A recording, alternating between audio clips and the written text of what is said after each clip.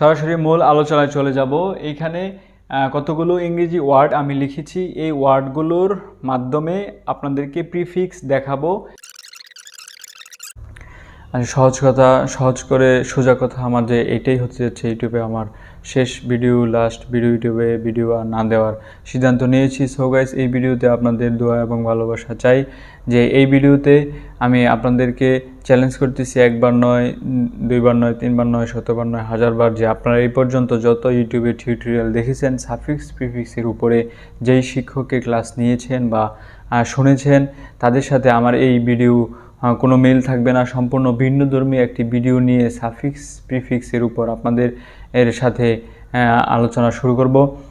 So guys, আপনাদের কাছে একটাই অনুরোধ যে যারা আমার এই ভিডিওটি ক্লিক করেছেন তারা শেষ পর্যন্ত দেখবেন, স্টপ করবেন না। অন্ততপক্ষে যাদের এখন সাফিক্স প্রিফিক্স বোঝার মানসিকতা, মন মানসিকতা নেই, তারাও যদি ক্লিক করে থাকেন, অন্ততপক্ষে ভিডিওটা চলুক, স্টপ করেন না। আমি আপনাদের সরাসরি মূল আলোচনায় চলে যাব যে সাফিক্স এবং প্রিফিক্স কি। এখানে আপনাদেরকে বুঝতে হবে যে প্রিফিক্স হচ্ছে একটা ওয়ার্ড, শব্দ, এবং সাফিক্সও হচ্ছে একটা ওয়ার্ড বা শব্দ। প্রিফিক্স এর যেহেতু একটি ওয়ার্ড, ইংলিশ ওয়ার্ড, তার অবশ্যই একটি অর্থ আছে।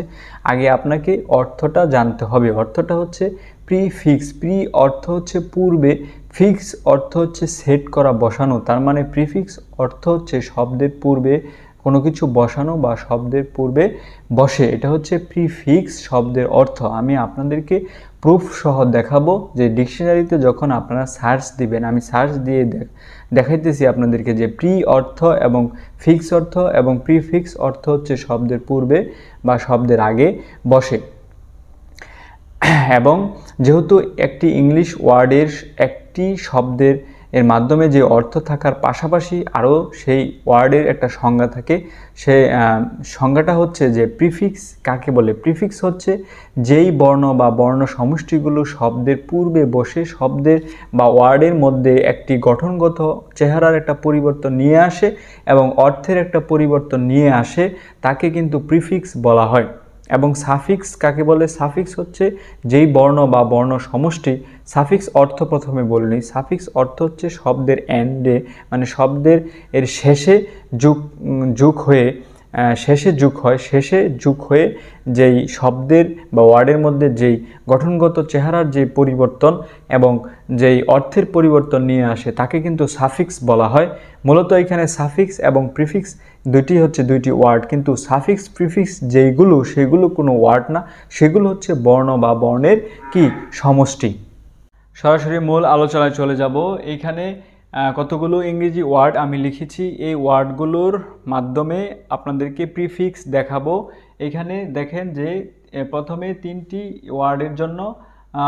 ওয়ার্ডের সাথে ডিস লাগিয়ে তিনটাকে প্রিফিক্স করা হয়েছে এবং এই ডিসটা তিনটা লেটারের সমন্বয়ে একটা প্রিফিক্স হয়েছে। আমি আগে আপনাদেরকে বলেছিলাম যে একটি বর্ণ অথবা বর্ণের সমষ্টি, লেটার অথবা লেটারের সমষ্টি মিলে কিন্তু কি হয়, একটি প্রিফিক্স হয়। এখানে দেখেন ডিস আগ্রি এর সাথে আগ্রি এর প্রিফিক্স কি হবে? Dish agree.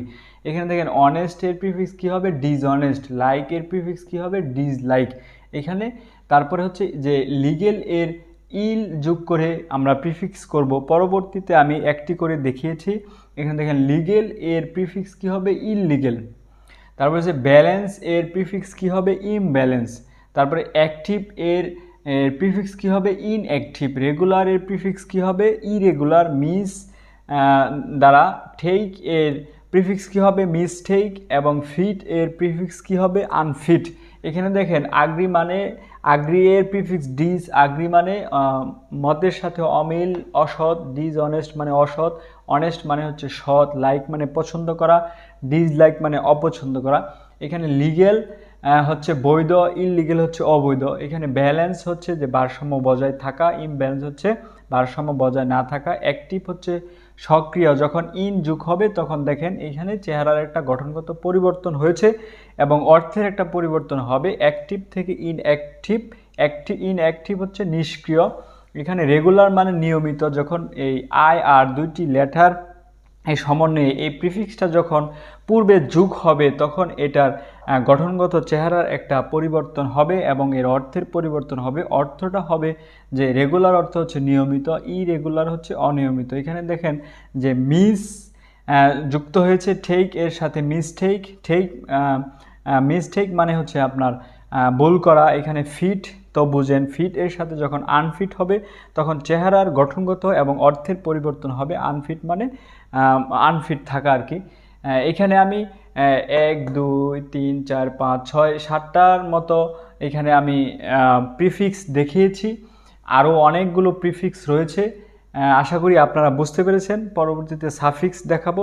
এখন আপনাদের মনে স্বাভাবিকভাবে প্রশ্ন থাকতে পারে যে এইখানে যেহেতু যে ওয়ার্ডগুলো হোয়াইট বোর্ডে রয়েছে এই ওয়ার্ডগুলোর সাথে আমরা সবাই পরিচিত এবং এই ওয়ার্ডগুলো আমরা শিখেছি, জানি, কিন্তু যখন আমরা এই আগ্রি এবং ডিসআগ্রি দুইটি ওয়ার্ডই আমরা শিখেছি এবং জানি, কিন্তু শেখার সময় কিন্তু আমরা এখানে সাফিক্স প্রিফিক্স চিন্তা করি নাই এবং সাফিক্স প্রিফিক্স ছাড়াই কিন্তু আমরা শিখেছি, কোনো ধরনের সমস্যা হয় নাই। তাহলে কেন এই গ্রামারটা কেন আমাদের প্রয়োজন, কেন আমাদের শিখতে হবে, কি কাজে আমাদের লাগবে ইংরেজি ডেভেলপ করার ক্ষেত্রে? এখানে আমি বলবো যে গ্রামারবিদরা কি করেছে, ইংরেজির কোনো অংশটাকেই তারা ছাড় দেয় নাই, তারা সব অংশকেই গ্রামারের মধ্যে অন্তর্ভুক্ত করেছে।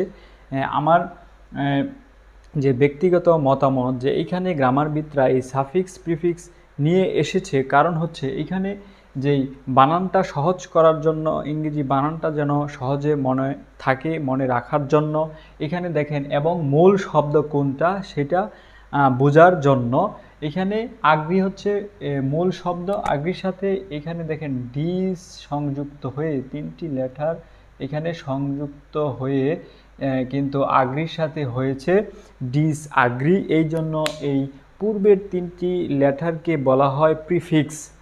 এখানে মূল শব্দ হচ্ছে আগ্রি এবং ডিস হচ্ছে প্রিফিক্স, দুইটা মিলে হচ্ছে একটি ওয়ার্ড ডিসআগ্রি। কিন্তু মূলত এখানে আগ্রি এবং ডিসআগ্রি দুটোটাই কিন্তু একটা মূল শব্দ, কিন্তু এখানে গ্রামারবিদরা ভাষাটাকে আরও সহজ করে বোঝানোর জন্য কিন্তু এই সাফিক্স প্রিফিক্স নিয়মটা নিয়ে এসেছে। কিন্তু আমার ব্যক্তিগত মতামতে যে এখানে এই গ্রামারটা অন্তর্ভুক্ত করে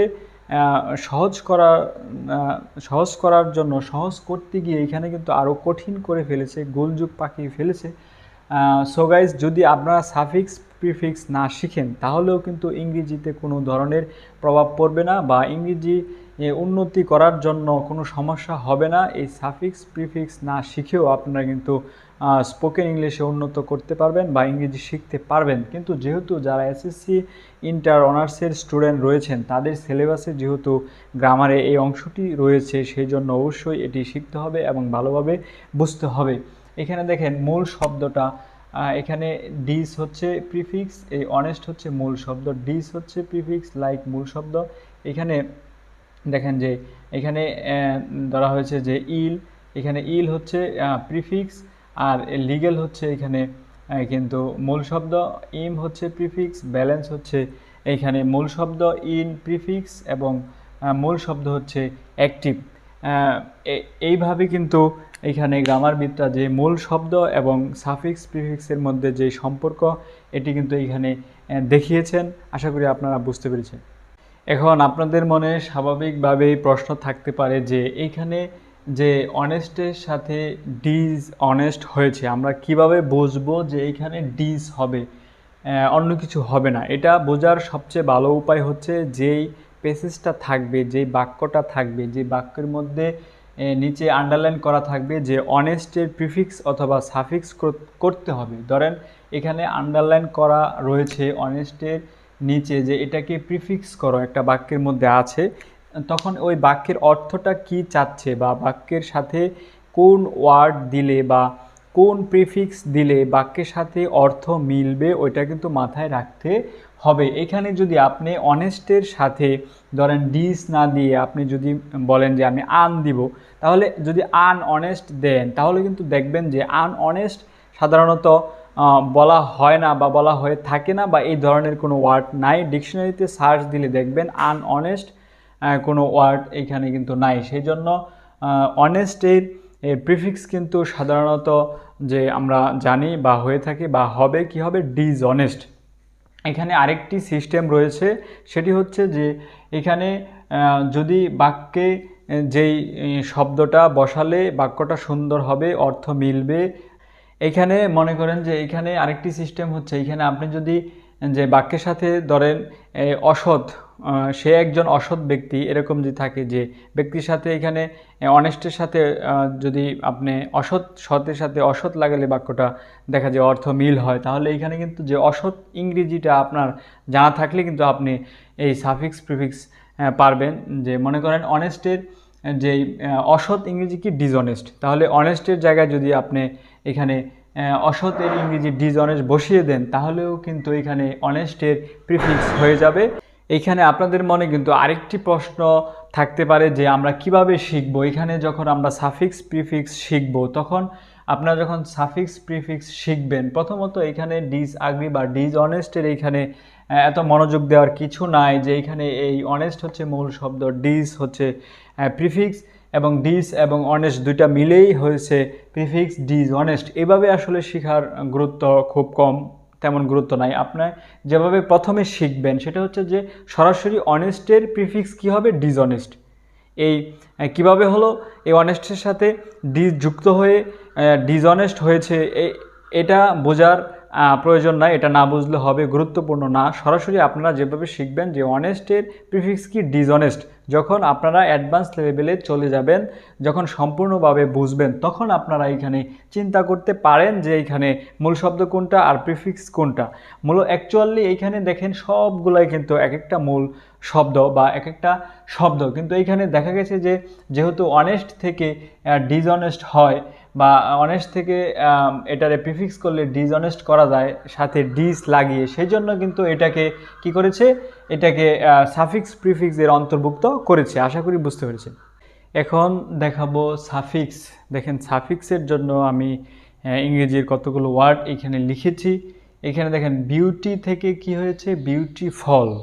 তারপরে চেয়ার থেকে হয়েছে চেয়ারফল। তারপর হচ্ছে খেয়ার থেকে খেয়ারফল, এইম থেকে এইমলেস, বিগ থেকে বিগার, বয় থেকে বয়হুড। এইখানে দেখেন সাফিক্স কাকে বলে আমি বলেছিলাম যে যেই সব লেটার বা লেটারের সমষ্টি শব্দের বা ওয়ার্ডের শেষে বসে তার গঠনগত বা অর্থের পরিবর্তন নিয়ে আসে, তাকে কিন্তু সাফিক্স বলে। এখানে দেখেন বিউটি ছিল মূল শব্দ, তার সাথে এখানে কিন্তু টি এর ওয়াই এর জায়গায় আই হয়, মানে আই হয়েছে। তারপরে ফল হচ্ছে কিন্তু এখানে যে সাফিক্স, তারপরে হচ্ছে চেয়ার, চেয়ারফল। এখানে দেখেন খেয়ার মূল শব্দ, তারপরে হচ্ছে ফল, careful. Beauty, beautiful, cheer, cheerful, care, careful. Aim, এখানে কিন্তু দেখেন এইম থেকে হয়েছে এইমলেস। এখানে লেসটা হচ্ছে কিন্তু সাফিক্স, এইমটা হচ্ছে মূল শব্দ। এইম, এইমলেস, বিগ, বিগার, বয়, বয়হুড। এইগুলো হচ্ছে সাফিক্স। এখন আপনাদের মনে বা আপনারা কিভাবে শিখবেন, যখন আপনারা এই বিগ, বিগার এই দুইটি শব্দের সাথে আমরা সবাই পরিচিত। আপনারা যখন বিগ বড়, বিগার মানে আরও বড়, এটা যখন শিখেছেন, তখন কিন্তু আপনারা এখানে সাফিক্স প্রিফিক্স চিন্তা করেন নাই। এটা একটা শব্দ, এটাও একটা শব্দ, এইভাবে কিন্তু আপনারা শিখেছেন, জেনেছেন। কিন্তু এখানে সাফিক্স প্রিফিক্সের কোনো প্রয়োজন হয় নাই, এখনও প্রয়োজন নাই। কিন্তু এটা যেহেতু গ্রামারবিদরা ইংরেজির কোনো অংশটাকে ছাড় দেয় নাই, সব অংশকেই গ্রামারের অন্তর্ভুক্ত করেছে আরও সহজ থেকে সহজ করার জন্য। সেজন্য কিন্তু যেহেতু এসএসসি এবং যারা স্টুডেন্ট রয়েছে, যাদের সিলেবাসে এটা রয়েছে, তাদের জন্য খুবই ইম্পর্টেন্ট। এটা না শিখলেও বা স্পোকেন ইংলিশে তেমন কোনো প্রভাব পড়বে না। কিন্তু এখানে দেখেন, এখানে আমরা কিভাবে শিখব, এখানে বিগ এর সাফিক্স কি হবে, সরাসরি আমরা এভাবে শিখব যে বিগ এর সাফিক্স হবে বিগার। এখানে এভাবে শেখার প্রয়োজন নাই যে এখানে বিগের সাথে ই আর লাগালে অথবা এম এর সাথে লেস লাগালে এখানে এম লেস হবে, তারপরে সাফিক্স হবে। এভাবে প্রথমেই বোঝার দরকার নাই। প্রথমে আপনারা শিখবেন যে এম এর সাফিক্স হবে এম লেস, তারপরে এখানে আপনারা চিন্তা করতে পারেন যে এটা মূল শব্দ, এটা হচ্ছে সাফিক্স। এভাবে চিন্তা না করলেও হবে। এখানে দেখেন যে বিউটি থেকে কি হয়েছে, বিউটিফল।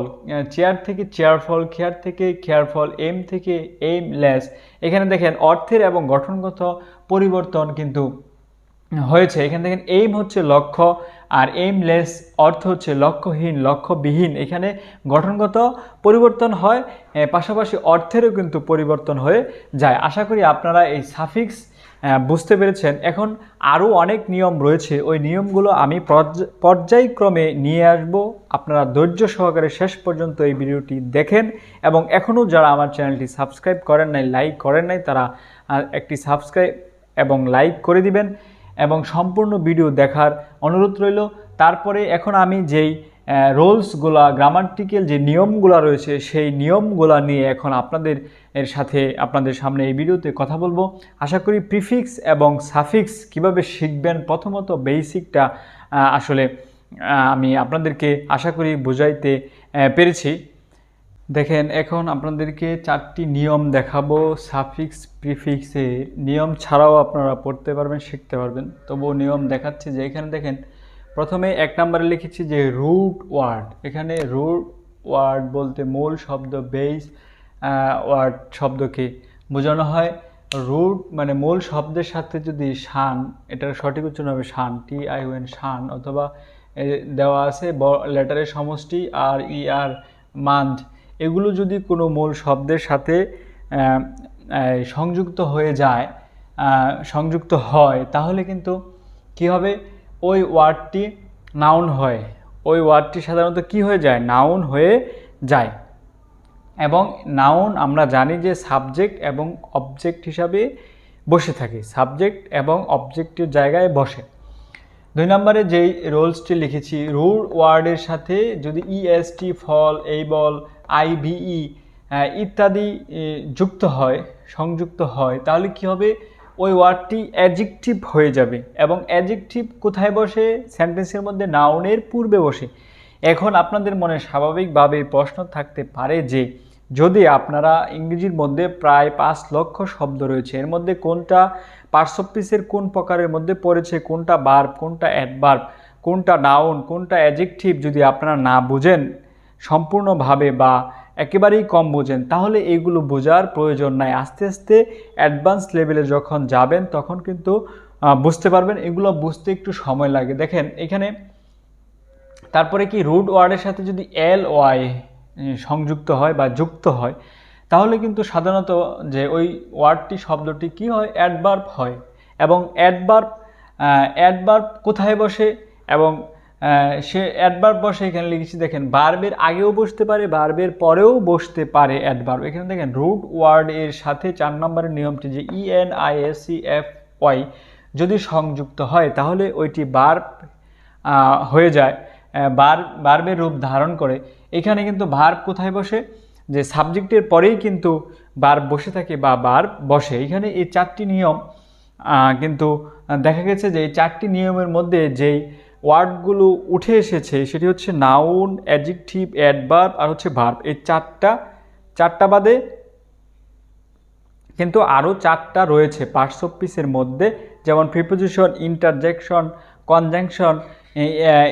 এইগুলো থেকে বা এগুলো দিয়েই কিন্তু সাফিক্স প্রিফিক্স করা হয় না, বা এগুলোর সাথে কোনো লেটার যুক্ত হয়ে নতুন শব্দ বা দেখা গেছে যে অর্থের পরিবর্তন হয়, এরকম সাধারণত হয় না। তাহলে ছোট হয়ে আসলো যে ইংরেজি শব্দের মধ্যে বা পার্টস অফ স্পিচের মধ্যে যে ওয়ার্ডগুলো এই 4টারই কি পরিবর্তন হয়, এই 4টার সাথেই সাফিক্স প্রিফিক্সের সংযোগ, সাফিক্স প্রিফিক্সের খেলামেলা এই 4টার সাথেই। 4টার বাইরে আরও যেই 4টা অপশন রয়েছে, আরও যেই ওয়ার্ড রয়েছে, ওইগুলোর সাথে কিন্তু সংযুক্ত হয় না বা সাফিক্স প্রিফিক্সের কোনো সম্পর্ক নাই। আশা করি আপনারা বুঝতে পেরেছেন।